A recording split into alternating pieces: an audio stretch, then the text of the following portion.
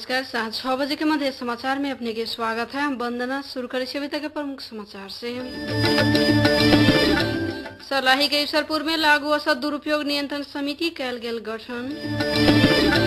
सर्लाही के संचार संस्था सबके अगुआ सब पत्रकार श्रम इन बमोजी पारिश्रमिक पावे के परत से दिलक जोर। दिगो विकास के लेल शांति आवश्यक भेल से उपराष्ट्रपति परमानंद झा के ठहर। ईरान गेल प्रधानमंत्री डॉक्टर बाबूराम भट्टाचार्य स्वदेश होतन फिरता। अब समाचार विस्तार से। सर्लाही के ईश्वरपुर 5 वडा स्तरीय लागू औषध दुरुपयोग नियंत्रण समिति गठन कल गेल है। लागू पदार्थ दुरुपयोग के नियंत्रण करे के लेल समिति गठन कल गेल से समिति जानकारी दिले है। श्याम बाबू चौधरी के अध्यक्षता में गठन कल गेल समिति में 11 सदस्य रहल है। 5 नंबर वडा में गठन भेल समिति प्रभावकारी भेल खंड में और वडा में सेहो लागू औषध दुरुपयोग नियंत्रण समिति गठन करैत जाय से प्रहरी निरीक्षक शंकर शील रावल जानकारी दिलन।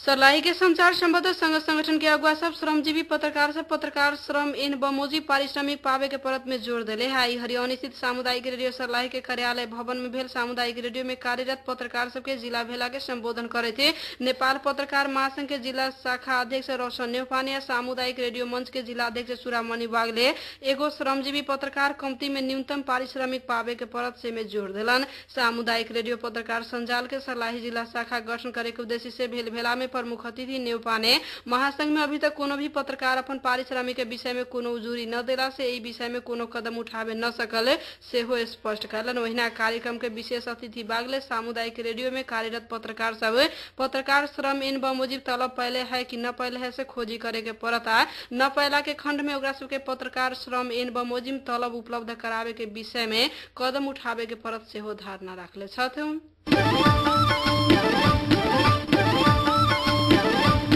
सर्लाही के सामुदायिक रेडियो में काम करे वाला श्रमजीवी पत्रकार सब संगठित भेला। सामुदायिक रेडियो सर्लाही के कार्यालय भवन में भेल सामुदायिक रेडियो पत्रकार सब के भेला से रेडियो सर्लाही के समाचार संयोजक रूप बहादुर विश्वकर्मा के अध्यक्षता में सामुदायिक रेडियो पत्रकार संजाल के सर्लाही जिला शाखा गठन कैले है।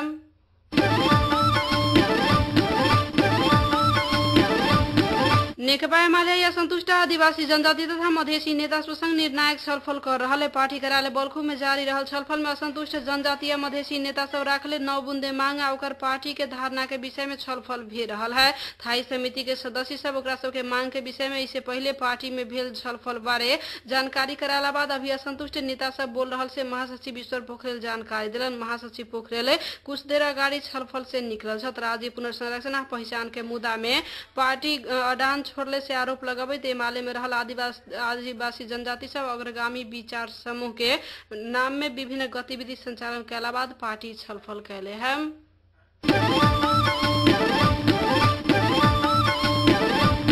असंलग्न आंदोलन के 16 शिखर सम्मेलन में भाग लेवे के लिए गेल प्रधानमंत्री डॉक्टर बाबूराम भट्टाचार्य स्वदेश लौटल छथ। प्रधानमंत्री भट्टाचार्य रात 10 बजे काठमांडू आ पुगतन से बुझल गेल है। ईरान के रहला के समय में प्रधानमंत्री भट्टाचार्य भारत के प्रधानमंत्री मनमोहन सिंह लगायत के विभिन्न देश के राष्ट्र प्रमुख से भेंटघाट कैले हलन।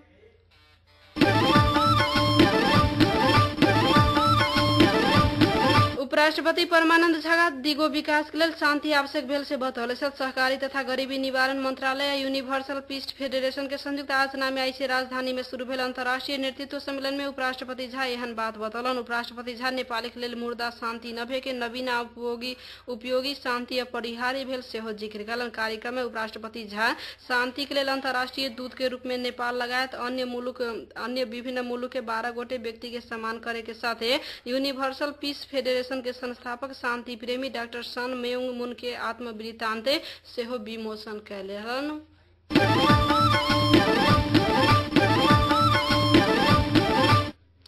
अब विदेश के खबर। यमनी सेना विश्व के आतंकवादी संजाल अल कायदा विरुद्ध के कार्रवाई के सशक्त बनौले है। यमन के अभियान शहर में सरकारी सेना व्यापक मात्रा में कार्रवाई शुरू कैले से बताल गेल है। अधिकारी सब के अनुसार आतंकवादी संजाल अल कायदा विरुद्ध सरकारी सेना जारी रखले कार्रवाई के क्रम में 4 गोटे लड़ाकू सेहो मारल गेल है।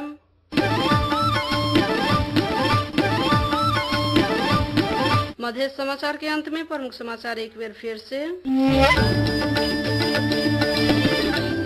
सर्लाही के ईश्वरपुर में लागू औषध दुरुपयोग नियंत्रण समिति कैल गेल गठन।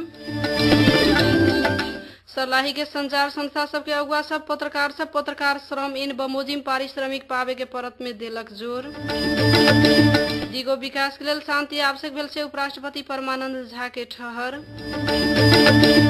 आ ईरान गेल प्रधानमंत्री डॉक्टर बाबूराम भट्टराई स्वदेश होतन फिरता।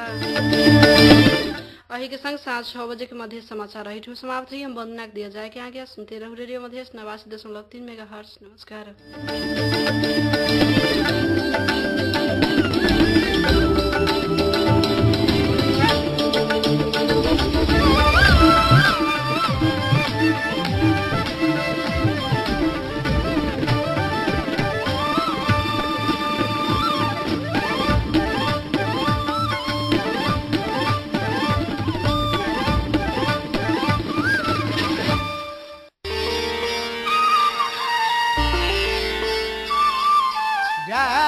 Gopi